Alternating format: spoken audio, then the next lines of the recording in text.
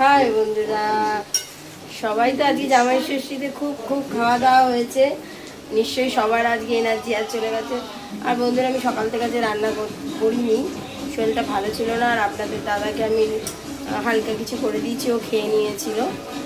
আর এখন আপনাদের দাদা চিকেন আনলো, চিকেন আর ভাত করছি। ভাত হয়ে গেছে, চিকেনটা কষাচ্ছি।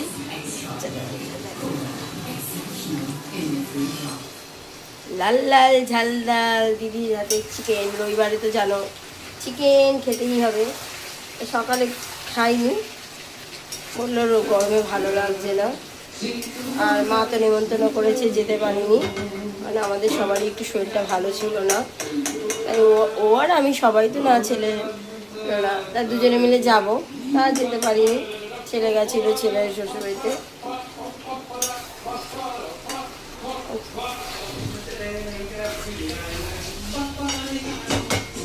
তাই এখন একটুখানি কষা কষা ঝাল ঝাল চিকেন করছি।